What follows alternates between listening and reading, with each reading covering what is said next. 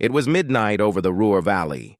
German searchlights clawed at the darkness, flak guns thundered into the night sky, and somewhere above, the deep, rolling hum of Merlin engines signaled a presence that chilled even the most seasoned Luftwaffe crews. The Avro Lancaster had arrived. To the German defenders on the ground, the Lancaster was not just another bomber. It was the shadow of inevitability, a heavy machine that brought with it the promise of destruction. Unlike earlier RAF bombers, the Lancaster carried a bomb load that dwarfed anything the Luftwaffe could field. Entire cities braced themselves when its formations were reported. One veteran gunner stationed near Hamburg later recalled, "You could not mistake the sound. It was endless, like a wall of thunder. You knew your city was marked." The psychological weight of this machine cannot be overstated.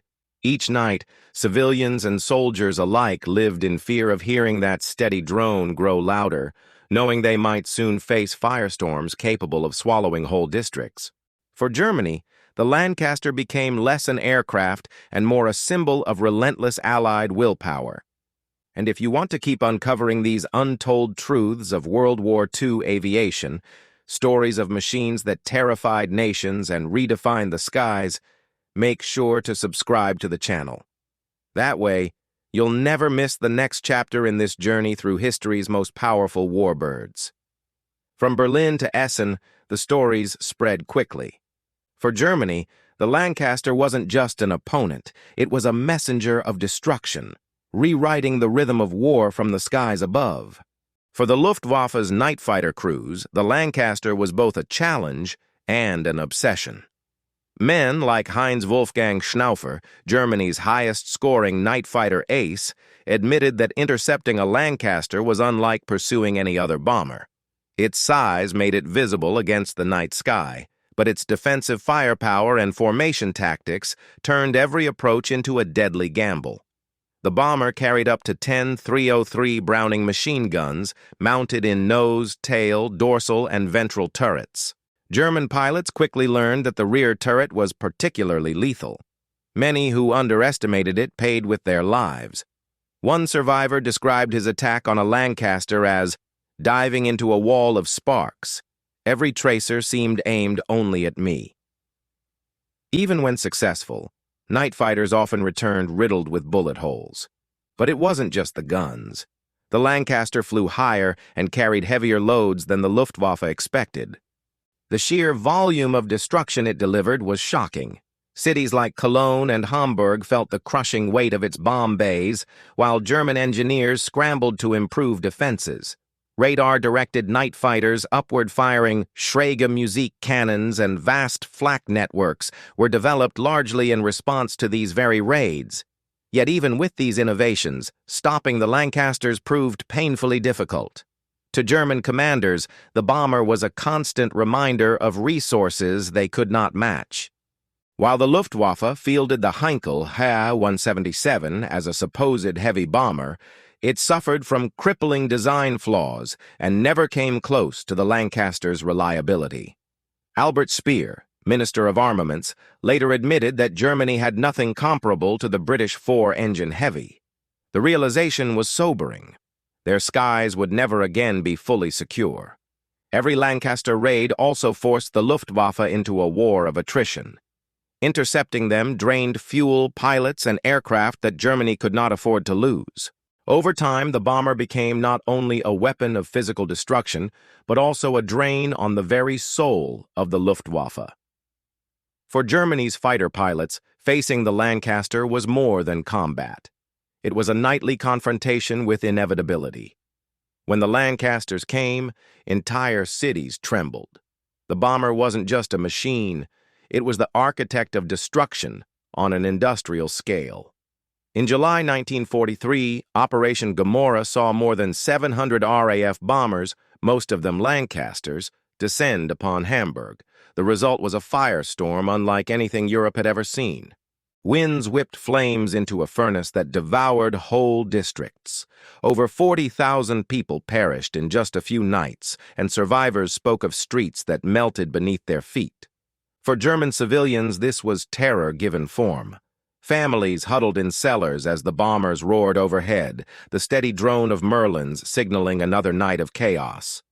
Children cried as walls shook and roofs collapsed. One survivor recalled emerging from his shelter to find his neighborhood gone, replaced by smoking ruins. To the people on the ground, the Lancaster was not an aircraft. It was an unstoppable force, a steel leviathan blotting out the stars. But beyond the physical devastation, there was the psychological shock. Word of Hamburg's destruction spread rapidly across the Reich. In Cologne, Dresden, Essen, and Berlin, people whispered of the night monsters that could unleash firestorms with a single raid. Even hardened soldiers admitted the bombers eroded morale. Unlike a tank or an infantry assault, you could not fight a Lancaster face to face. You could only endure its punishment and hope to survive.